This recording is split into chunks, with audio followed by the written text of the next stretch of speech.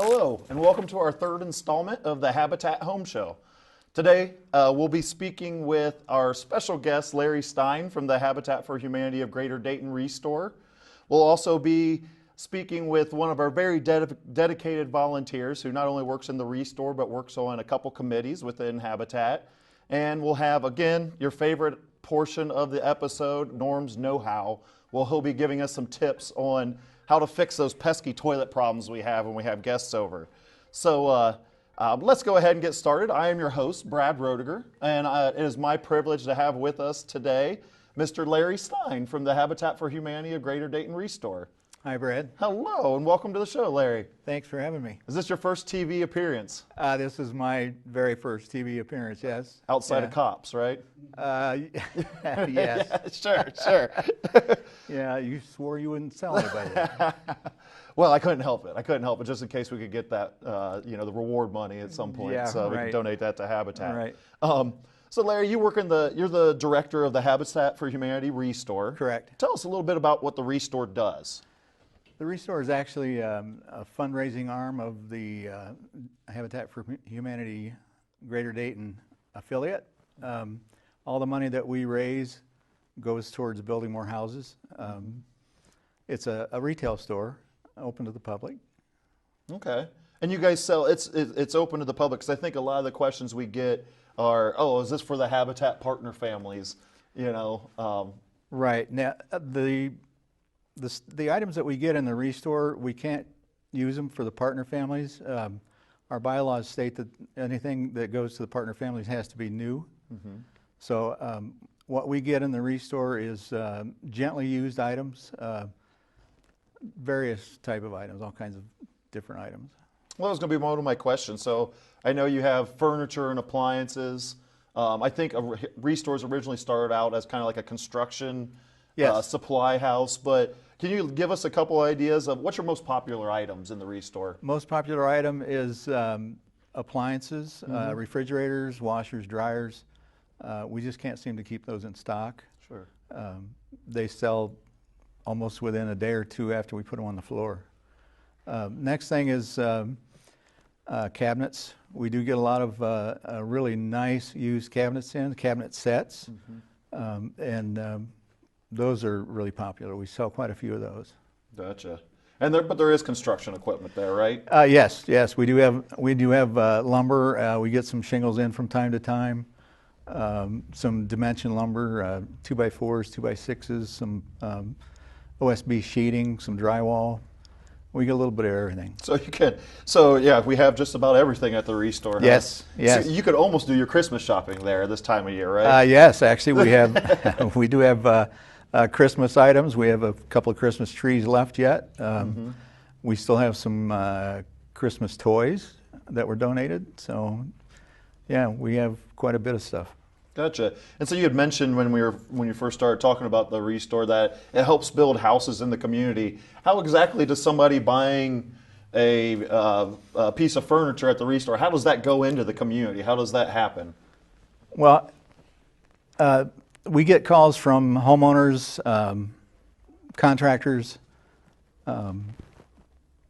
wholesale outfits. They call and have stuff to donate for us. Some of it's new, some of it's used. Either they drop it off or we pick it up. We have a truck that does pickups 4 times a day. Once it comes to the store, it comes in the back overhead door. It gets cleaned and checked. If it's an appliance, it gets tested. It also gets cleaned, and then it gets priced and put out on the floor for sale. Oh, excellent. And then once it's sold, we take it to the back into our warehouse to a sold area so it doesn't get scratched and whatnot.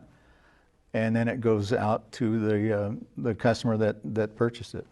Excellent. So you mentioned something. You mentioned that you guys will do pickups, actually. Yes. Which is kind of, from my understanding, in the nonprofit retail kind of world, that's not the norm. So how can somebody get a hold of you to get an item picked up from their house that they're no longer using? We have a direct line to the ReStore. That number is 2296. Okay. There should be somebody answering that every day. And then all we need is your address and phone number and what you want to donate, and we'll get you on the schedule. Excellent. Cool. And that's an easy number to remember, I think. Yes. I know Yeah. as a staff member, we were all supposed to remember that, so if somebody Yes. asked, Correct. we could get it. And that was an easy one to remember. So how long has the Dayton Habitat ReStore been around? The Dayton ReStore has been, we opened that in May of 1999. Oh, okay. It was originally down on Patterson Boulevard. That was a challenge down there. The parking lot was a little small. The building was a little cut up. But when we moved to our new location at 115 West Riverview, the store is much better layout. It's wide open, a lot more parking spaces, a lot more lighting. It's more customer friendly. Gotcha. And have customers enjoyed it from their feedback? Have Oh, you heard yes. that? Yes. Yeah, we've had a number of customers. They can't get over how well our store looks, how clean it is, how well organized it is, easy to find stuff. The shelves are at the optimum height where ladies can see over the top, where they don't feel like they're in a tunnel. Okay. And that's what one thing they tell us is that the stores need to be, I don't want to sound, the stores need to be women friendly. Sure. Because the women do most of the shopping, and they like to feel safe when they go shopping. Okay. And that's our goal. Well, and I was going to ask that question a little bit later. You say, a lot of your customers are women. Who else are your customers? Who comes into the ReStore to buy things? I know the general public's able to, but do you have kind of a niche market of customer? We do. Okay. Yeah, we do. We get a lot of landlords. They'll come in shopping for discounted items. And just regular homeowners, Yeah. middle-income homeowners that are looking for a deal. They're rehabbing some part of their house or redoing a bathroom or whatnot, and they'll come in and take a look. And we have toilets and tubs and sinks and all kinds of stuff that they utilize in redoing their rehabs. So if I'm a young homeowner and I'm looking for something to do, where do I go to find the ReStore? 115 West Riverview Avenue. We're just 2 blocks off of Main Street where White Island Chevrolet is, right along the river. It's a street that runs towards the Art Museum. Okay. I'll help everybody find it, hopefully. I know Easy to find. Yeah. It's tough as an employee at Habitat because our offices are tied to the ReStore. And when you walk through there, let's say at lunch or to come to tape this, let's say, you always find something that you could buy. So it's, we always have too many things and they can pile up, especially as you shop at the ReStore. And things change daily. They do. I mean, yes. Things come in, they get priced, they get put on the floor, and they're out the front door. One thing I'm always interested in personally is the books you guys get. Oh, yes. And that's one of those items I would not think of the ReStore as a place to get books, and I noticed there's some vinyl records in there too. We do. We have vinyl records, yes. For you hipsters out there, that might be an appeal for you, I suppose, while you're drinking a PBR. Excellent, cool. So, how long have you been involved with the ReStore and with Habitat in general? I've been at the ReStore about 8.5 years.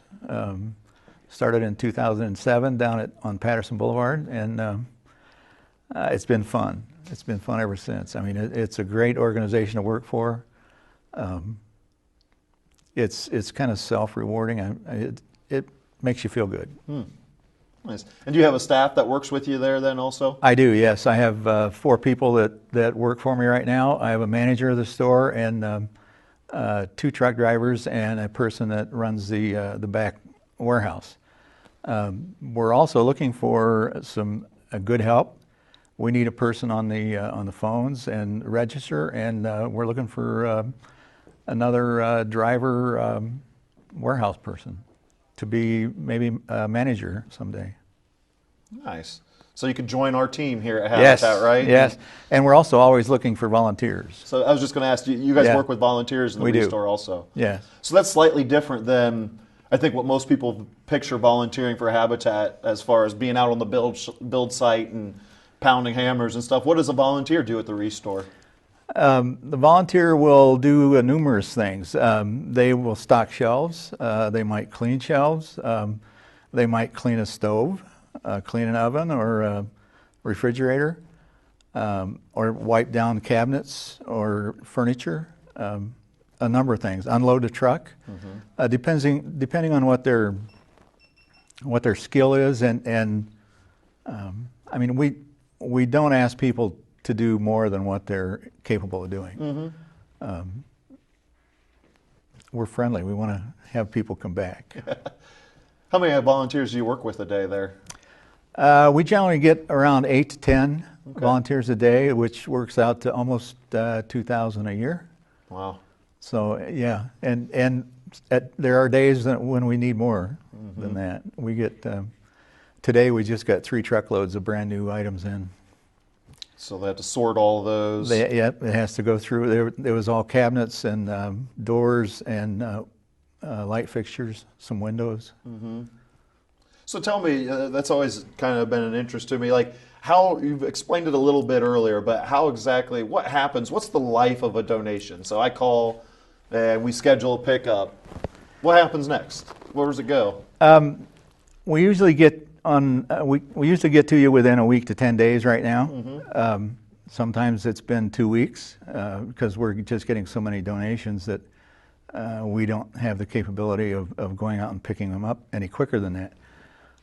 But yeah, once it gets on the schedule, it gets picked up. The driver brings it back to our donation drop-off area, which is an overhead door on the side of our building. It gets unloaded into the back room.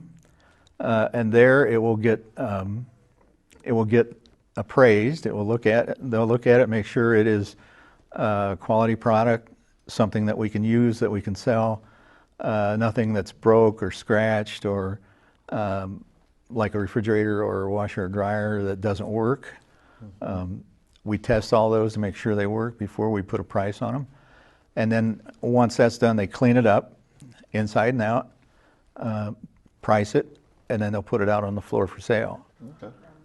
And hopefully, within a day or two, it'll sell and move out the front door, because the faster we get the stuff in the back door, priced, on the floor, out the front door, the more sales that we can generate, because it's a numbers game.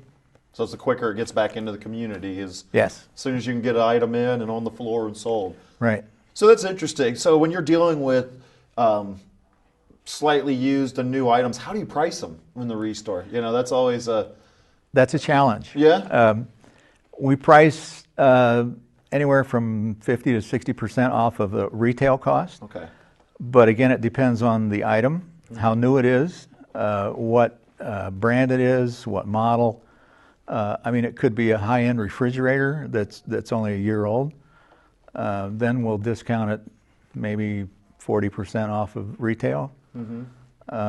It just all, you know, it's kind of a guess.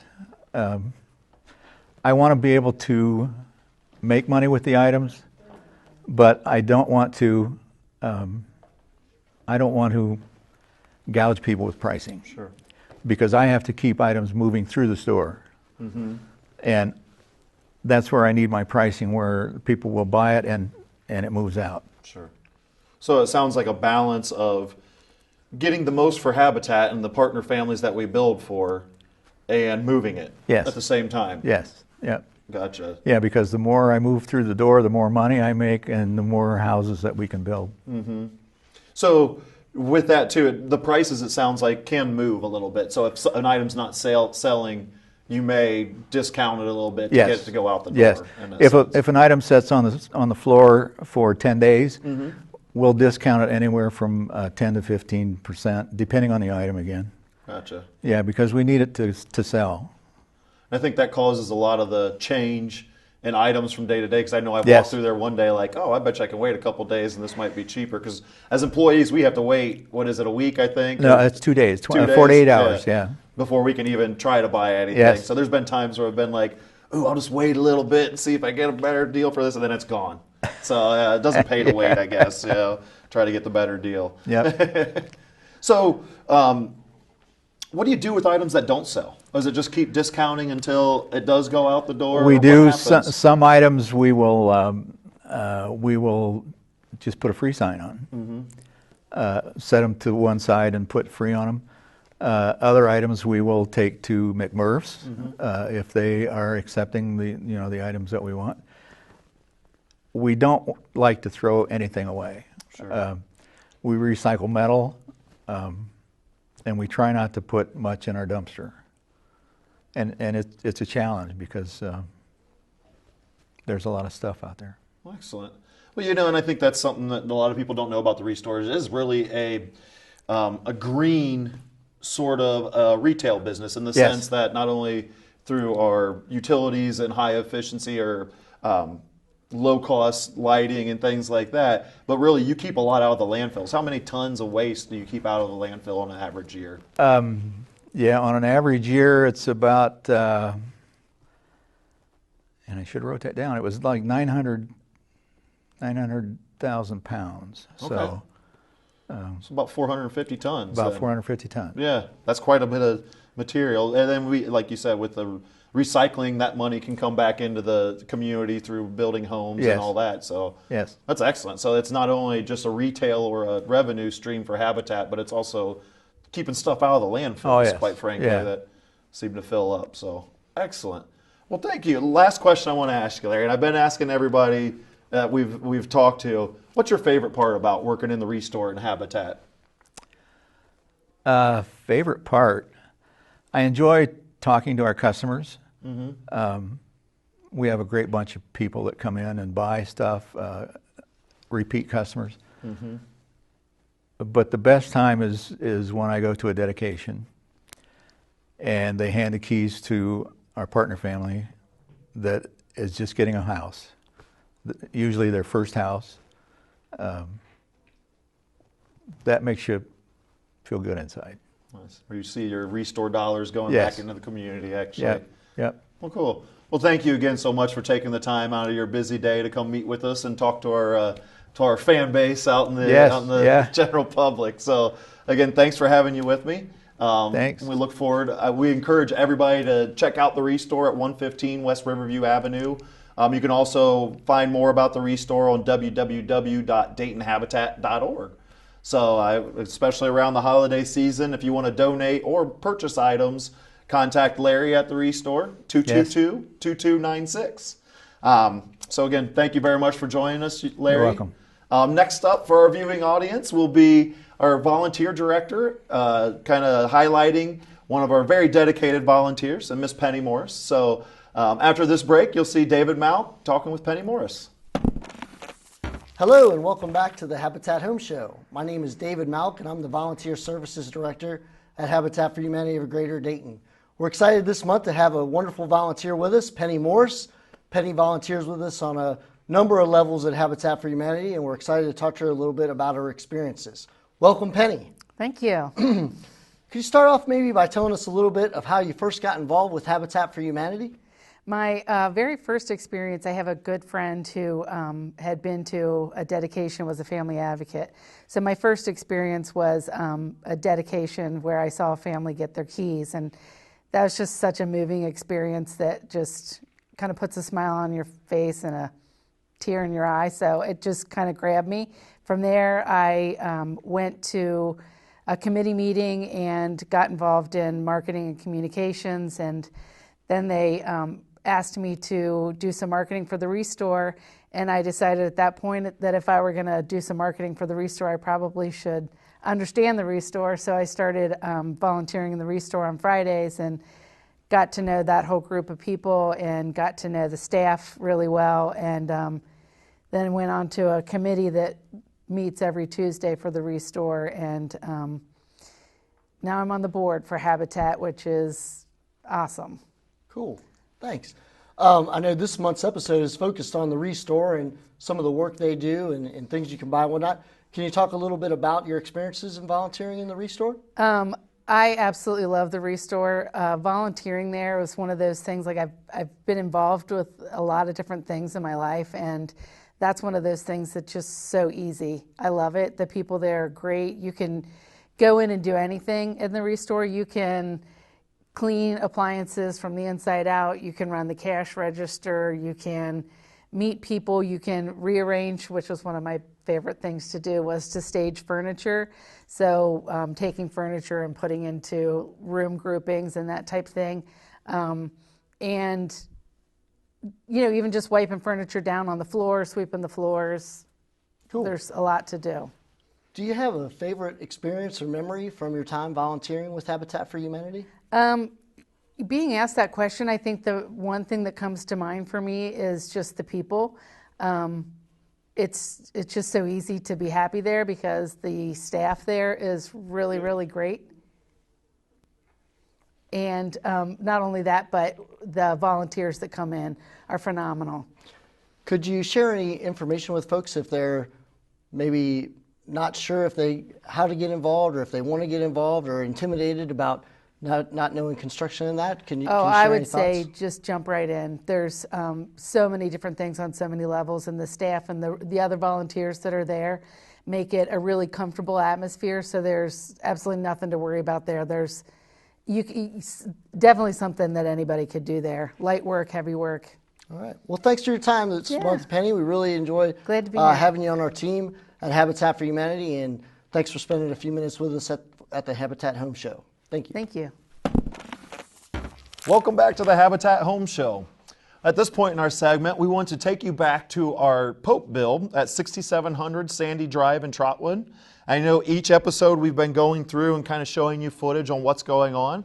So this month, please check out what we've been doing. I think the last time we saw it, the walls were still bare. They had all the mechanicals in it. But I'm happy to announce that over the past month, all the drywall has put up. In fact, I was out there today and it has actually been painted, and we're getting the trim work put down on it. As of our last episode, I'm not sure all the siding was done, but that is all finished. All the exteriors finished. We're still waiting on a little landscaping work, but we'll get that in here in the next couple weeks. So a lot of volunteers have worked on it from different groups throughout the region, and we'd like to thank all those volunteers. But it was without them, we would not be able to have made the progress we've made on this house. We will be finishing up before the end of the year, and so I think you'll be very interested to see our next episode is all going to be a walkthrough. The whole episode is going to be a walkthrough of the 6700 Sandy Drive house with the homeowner, or the future homeowner, and we'll be going through it, kind of showing off different aspects of it, but she'll be learning some of the tips as far as home maintenance that she needs to be aware of as she does this. So, like I said, our current progress is kind of doing that finishing up work. We have the hardwood floors in. We don't have carpet yet, but that'll come in the next week, and they're kind of just doing all the finishing touches. You'll see inside all the cabinets done, all the kitchen's ready, the countertops on, the floor's done, all of our doors are hung, and we're just waiting on the finishing trim work and paint. But I'm happy to announce when I was there this afternoon that the trim work was being put up and it should be done by the end of the day, and they'll be ready to do the final paint job and really finish the house and make it perfect for the homeowner that will move in at the end of the month. So again, be on the lookout for our next episode where we'll actually walk through the finished house and you'll see what a Habitat house looks like from the inside and the outside. Now, this is our favorite part of Habitat Home Show.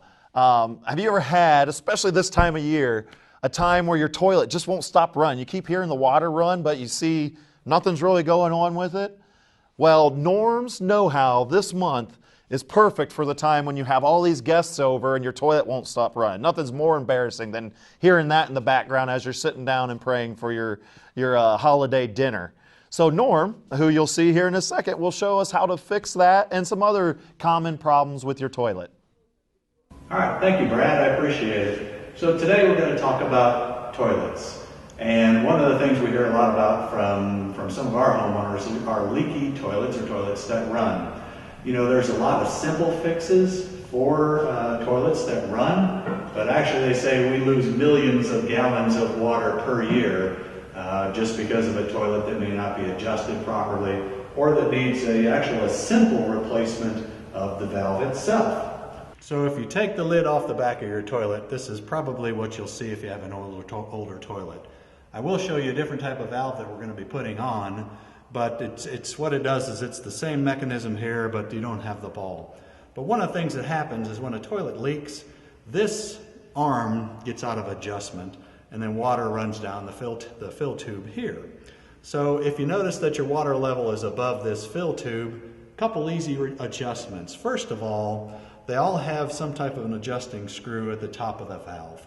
And it's simple to make an adjustment on this. And really, when you screw this screw in here, and sometimes they're brass like this one, when you screw this in, what it does actually is it just goes down through the bottom, so that when this arm comes up, it stops it earlier and then adjusts the level of water here.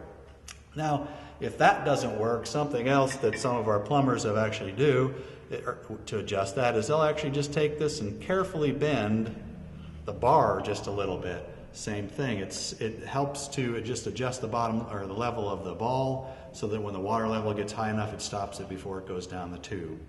Another common problem with toilets is these flappers down here at the bottom actually will start to get soft and gummy and then no longer seal at the bottom. These are about as easy as anything to replace. You literally just take the two rubber tabs off of the arms that are at the bottom of the tank, and then you can buy these at any home goods store or hardware store. Take the chain off, same thing, it'll look something like that. And once you put the new one on with the chain, you then just, same thing, put your hand down in here and flip the arms right back over flip the rubber right back over the arms.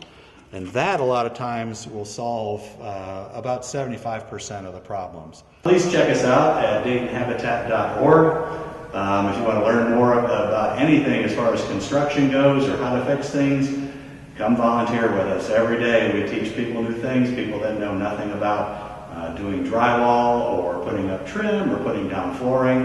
We're going to try to actually show you a lot of those different things too as we go on through our series. But thanks again for watching. Welcome back. And now that we've got that all flushed out, I want to say thank you again for joining us on the Habitat Home Show. I wanted to give you a little introduction. Next month, our next episode will actually be, as I kind of alluded to in the update on the build progress, we'll be doing a walkthrough with the homeowner of the 6700 Sandy Drive Habitat home. She will actually sign her mortgage on December 29th, and we'll move in that week into that weekday or into the weekend. So we really look forward. I think this is going to be, the next episode is going to be a real special episode because you'll not only get to meet one of our early partner families, but you'll get to see the house that they'll reside in over this holiday season. So again, thank you for joining me. I would like to put a final plea to you. If you're still looking for your end-of-year donations, Habitat for Humanity of Greater Dayton recently received one of five-star ratings in the Dayton area for nonprofits as determined by Charity Navigator, who is kind of a charity watchdog to make sure we're doing what we say we're supposed to do with our donors' money. So as you come to this end-of-year season and you're looking to donate to different nonprofits, please consider giving to Habitat. You'll know when that 5-star rating is a testament to it that we will do with your money what you ask us to do. So again, thank you for joining us. I'm your host, Brad Roediger, and I look forward to seeing you next month.